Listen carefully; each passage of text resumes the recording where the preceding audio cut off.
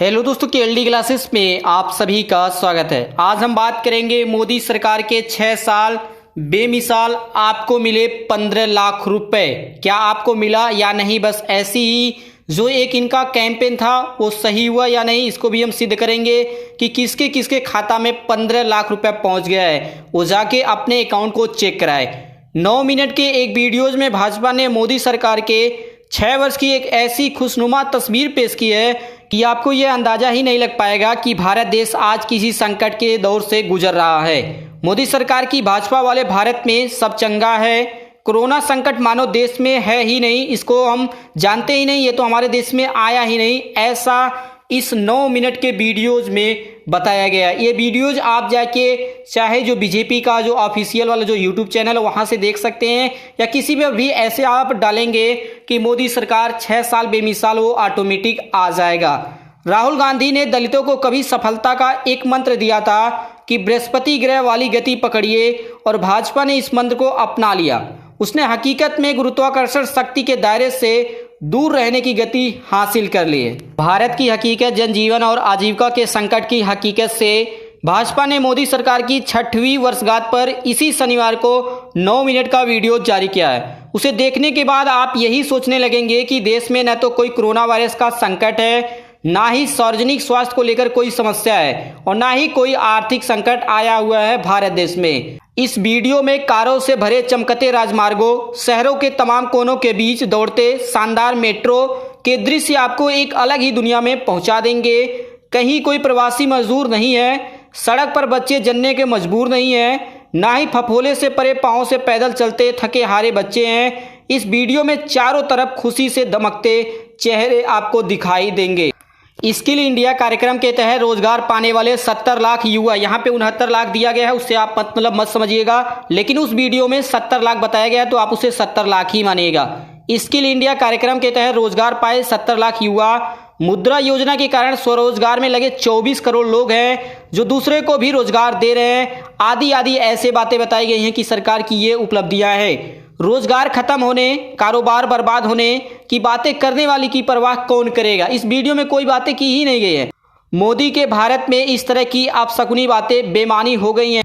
पूरे 9 मिनट के videos clip को देख जाइए, आपको लगेगा कि आप एच.जी. वेल्स के मशहूर विज्ञान उपन्यास द टाइम मशीन के एक पात्र हैं, और भारत के वर्तमान को छोड़ अतीत से लेकर भविष्य तक हर काल में आप सफर कर रहे हैं। आप कोरोना वायरस से यानी कि वर्तमान से बचे हुए हैं। मोदी सरकार के 6 साल बेमिसाल नामक इस वीडियोज में भाजपा की काल्पनिक दुनिया की एक झांकी प्रस्तुत की गई है। इस दुनिया में प्रधानमंत्री अगर 20 लाख करोड़ रुपए के राहत पैकेज की घोषणा करते हैं तो आपको विश्वास करना ही होगा, और यह बुदबुदाने की जरूरत नहीं है कि सरकारी आंकड़ों का कुल जोड़ इस राशि को छोटा सा हिस्सा भर है। वित्त मंत्री निर्मला सीतारमण अपने डिप्टी अनुराग ठाकुर के साथ अपने उबाऊ प्रेस कॉन्फ्रेंस में इस पैकेज पर कोई सवाल पूछने की इजाजत नहीं देती हैं। हिंदी पट्टी के अपने मतदाताओं को ध्यान में रखते हुए बेशक हिंदी बोलते हुए और भी ऊब पैदा करेंगी। आपको यकीन करना ही होगा कि रेलवे ने मजदूरों की यात्रा का 85% खर्च उठाया है, भले ही मजदूरों ने या राज्य सरकारों ने उनके टिकट का भुगतान क्यों न किया हो। अगर आप तथ्यों के लिए रेल मंत्री पीयूष गोयल के ट्विटर टाइमलाइन को देखेंगे तो भारत के चार्टेड अकाउंटेंटों के बारे में आपका ज्ञान बढ़ेगा। गोयल ने पश्चिम बंगाल, छत्तीसगढ़, राजस्थान और झारखंड में विपक्षी दलों की सरकारों पर आरोप लगाया कि वे केंद्र सरकार को प्रवासी मजदूरों के लिए अपने यहाँ ट्रेन ले जाने की इजाजत नहीं दे रहे हैं। इन राज्यों की सरकारों ने इसका जोरदार खंडन किया कि गोयल ने आरोपों के पक्ष में तथ्य या सबूत पेश करने की हिम्मत नहीं कर पाए। केंद्रीय गृह मंत्री और बीजेपी के पूर्व अध्यक्ष अमित शाह ने, जिन्होंने पहले तो यह कहा कि शहरों से मजदूरों का पलायन लॉकडाउन का उल्लंघन है और राज्य सरकारों को इसके लिए कठोर कदम उठाकर इसे रोकना चाहिए, लेकिन बाद में इनके विचार अचानक बदल गए। पिछले सप्ताह इन्होंने अपनी पार्टी को हाईवे और रेल पटरियों के किनारे तंबू लगाकर मजदूरों के बीच चप्पल, खाना, पानी बांटने का निर्देश जारी किया है। घर लौट रहे इन मजदूरों को शायद स्पोर्ट जूते की जरूरत थी, लेकिन भाजपा ने तय किया कि लंबी पदयात्रा में चप्पल ज्यादा आरामदेह होगी और सड़कों व रेल पटरियों पर पैदल चलते हुए स्नान करने के लिए शायद साबुन ज्यादा सुविधाजनक होगी। क्या यह वही बीजेपी पार्टी है जिसने भारतीय राजनीति के नियम कानून बदल दिए? हकीकत से यह इतनी दूर कैसे हो सकती है? यही वजह है कि 26 मई को जब मोदी की सरकार अपनी 6 वर्ष पूरे करने जा रही है, तब हर कोई इस सत्ताधारी पार्टी को गहरी नज़र से देख रहा है। 2014 की 26 मई को ही मोदी ने शपथ ली थी। क्या उनकी सरकार जमीनी हकीकत से मुख मोड़ लिया है या साइनिंग इंडिया वाली रणनीति कोई सोची समझी चाल है? ऊपर से तो यही लगता है कि मोदी और शाह रास्ता भटक चुके हैं, वरना वे लाखों प्रवासी मजदूरों की बदहाली की ओर से आंख कैसे मूंद सकते हैं, या ये कैसे भूल सकते हैं कि इस आशावादी भारत ने उन्हें जबरदस्त समर्थन दिया था। ऐसा नहीं है कि वे अपनी मुसीबतों के लिए प्रधानमंत्री से किसी क्षमा याचना की उपेक्षा कर रहे थे। आखिर इस बात का क्या जवाब हो सकता है कि जब देश में सार्वजनिक स्वास्थ्य को लेकर इमरजेंसी के हालत बने हो, अर्थव्यवस्था तबाह हो रही हो और इन सब का मुकाबला करने के लिए एकदम नए उपायों की खोज में जुट जाने की जरूरत हो, तब सरकार अपने प्रचार, जनमत नियंत्रण और विपक्ष पर हमले करने पर जोर दे रही है।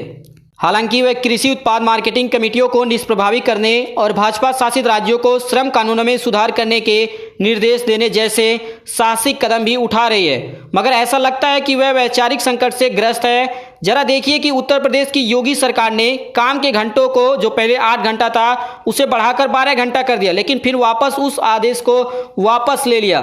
संभावित निवेशक ऐसी ढुलमुल सरकारों पर कैसे भरोसा करेंगे जो लोग निवेश करने वाले हैं? प्रधानमंत्री मोदी भूमि सुधारों की बात तो करते हैं, लेकिन भूमि अधिग्रहण विधेयक को आगे बढ़ाने की हिम्मत नहीं जुटा पाए हैं पिछले 6 सालों में। कोरोना संकट पर दुराव छिपाव करने का राजनीतिक रूप से आत्मघाती कदम उठाने वाली ममता सरकार पर तो अमित शाह की नज़र कड़ी हो जाती है, मगर भाजपा शासित गुजरात, मध्य प्रदेश व उत्तर प्रदेश में बेकाबू होते हालत, इस संकट पर वे और मोदी कुछ क्यों नहीं कहते? राजनीतिक संदेश देने में तो मोदी व शाह सरकार को माहिर माना जाता रहा, मगर ऐसे कई उदाहरण हैं कि वह उस मोर्चे पर लड़खड़ाते दिखी हैं।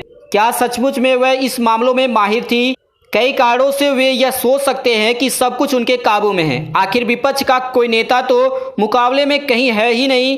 मोदी प्रवासी मजदूरों या किसी को सॉरी नहीं कह सकते हैं, क्योंकि यहाँ वे अपनी गलती को कबूल करना नहीं चाहते। एक शक्तिशाली निर्णायक नेता तथा विश्व मसीहा मोदी भला गलती कैसे कर सकते हैं? यही कारण है कि उन्होंने कभी यह कबूल ही नहीं किया कि नोटबंदी हमारी भारी भूल थी, जीएसटी को गलत तरीके से लागू किया गया, जैसा कि भाजपा के इस वीडियो में दावा किया गया है कि जनता के सौभाग्य से प्रधानमंत्री बने मोदी गलती कर ही नहीं सकते हैं।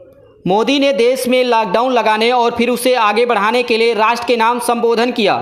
सख्त वक्त आता है तो सख्त शख्स सक्रिय हो जाता है। लॉकडाउन का फैसला कठिन था और मोदी जैसा सख्त तथा निर्णायक नेता ही ऐसा फैसला कर सकता है, लेकिन जब कोरोना वायरस के मामले बढ़ते गए और बदकिस्मत गरीबों तथा मजदूरों की तबाही की तस्वीरें सामने आती गई न्यूज़ मीडिया के माध्यम से, पेपर के माध्यम से, तो प्रधानमंत्री ने तीसरा लॉकडाउन घोषित करने की जिम्मेदारी अपने बहुख्यात नंबर 2 अमित शाह के मातहत जो गृह मंत्रालय है उसके कंधे पर डाल दी और चौथा लॉकडाउन घोषित करने की जिम्मेदारी गृह मंत्रालय ने राष्ट्रीय आपदा प्रबंधन अथॉरिटी को सौंप दिया। जहां तक भारत के प्रवासी मजदूरों की बात है, उन्हें माफ करो और भूल जाओ का मंत्र सीखना पड़ेगा। आखिर उनके पास उपाय भी क्या है, क्योंकि विपक्ष तो नाम के लिए भी नहीं रह गया है। और जहां तक आगामी महीने या वर्षों में वैक्सीन के अभाव में होने वाली मौतों और आर्थिक तबाही की बात है, तो लोग अगर इसके लिए जवाहरलाल नेहरू और मनमोहन सिंह को जिम्मेदार बताए जाने पर विश्वास करना छोड़ भी दें, तो कोरोना वायरस पर तो दोष मढ़ा ही जा सकता है। पार्टियां कह सकती हैं कि हमने कुछ नहीं किया, ये सभी कराया धराया ये कोरोना वायरस बीमारी का, ये नहीं आता तो ऐसा नहीं होता देश में। आखिर प्रधानमंत्री मोदी ने हर चीज़ और हर शख्स पर लॉकडाउन लगाने से लेकर तमाम उपाय तो किए ही हैं।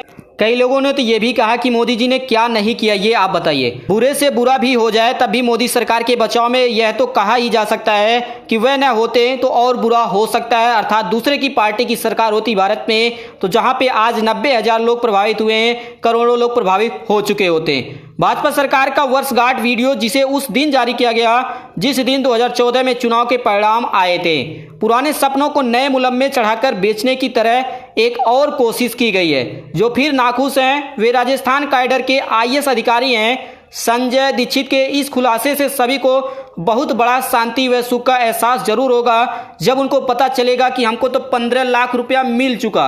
अब ये कैसे आपको 15 लाख मिल चुका ये आप समझिएगा, जो इन्होंने 12 मई को प्रधानमंत्री द्वारा राहत पैकेज की घोषणा के बाद किया था। भारत की आबादी कितनी है? 133 करोड़ है। इन्होंने बताया कि 133 करोड़ है। यहाँ पे मैं आपको दिखाना चाहता हूँ जिससे क्लियर हो जाएगा। इन्होंने बताया कि इंडिया की पॉपुलेशन 133 करोड़ है और भारत सरकार ने कितना पैकेज जारी किया है? 20 लाख करोड़ रुपए। अगर सभी को बांटा जाए, इस पैसे को हर व्यक्ति में बांटा जाए तो लगभग प्रति व्यक्ति 15 लाख रुपए पड़ेगा। तो ही इन्होंने बताया कि 2014 में किया गया वादा पूरा हो गया, मुमकिन है ना भाई, इस तरह से इन्होंने कमेंट किया। काल्पनिक दुनिया गढ़ने के मोदी शाह मॉडल के साथ एक ही दिक्कत यह है कि यह दुनिया अस्थायी है। यह सबसे बड़ी बात है। ऐसा लगता नहीं कि कोरोना वायरस जल्दी जाने वाला है, इसलिए बेरोजगार होने वालों की संख्या लगातार बढ़ती जा रही है। संभावना तो यह है कि जल्दी लाखों लोग 1974 में एक फिल्म आई थी, आपको याद भी होगा, रोटी कपड़ा और मकान के मनोज कुमार की तरह शायद अपनी डिग्रियों को जलाने पर उतारू हो जाएं। ऐसे लोगों के लिए मोदी शायद यह पुराना गाना बजा सकते हैं कि जो यह संदेश देता है कि जल्द ही सब कुछ ठीक हो जाएगा, किसी को परेशान होने की ज़रूरत नहीं है। हालात उतने भी बुरे नहीं हैं जितना तुम सोच रहे हो, लेकिन मुझे लगता है कि बेबे रेक्षा का 2018 का यह हिट गाना शायद उनके लिए ज़्यादा सही होगा, जिसमें यह कहा गया है कि मैं परेशान हूँ, वह मुझसे प्यार नहीं करता, नहीं प्यार करता वो मुझे, मैं खुद को प्यार करती हूँ, सब ठीक हो जाएगा, सब सही हो जाएगा। तो ये थी हमारी आज की सबसे इंपॉर्टेंट इन्फॉर्मेशन कि मोदी सरकार की जो 6 साल बीते हैं, 6 साल पूरे हुए हैं, उसमें उन्होंने क्या काम किया और कहाँ पे गड़बड़ियाँ रह गई। लेकिन फिर भी ये सरकार जो है ये अभी भी अपनी कमियों को नहीं मान रही है। वह सभी इस जो 9 मिनट का जो वीडियो जारी किया गया है, इसे आप जाकर YouTube पर देख लीजिए, उसमें आपको बताया जाएगा। उसमें जो बताया गया है उस इन्फॉर्मेशन को आप ग्राउंड लेवल पे देखिए, आपको समझ में आएगा कि लगभग 90% जो चीज़ें वहाँ पे बताई गई हैं वह पूरी नहीं हो पा रही हैं। तो इसी प्रकार से बने रहिए, जल्दी हम इन्फॉर्मेशन लेके आएंगे और आपको प्रोवाइड करेंगे। इसी प्रकार से बने रहने के लिए आप सभी दोस्तों का KLD क्लासेस की ओर से धन्यवाद।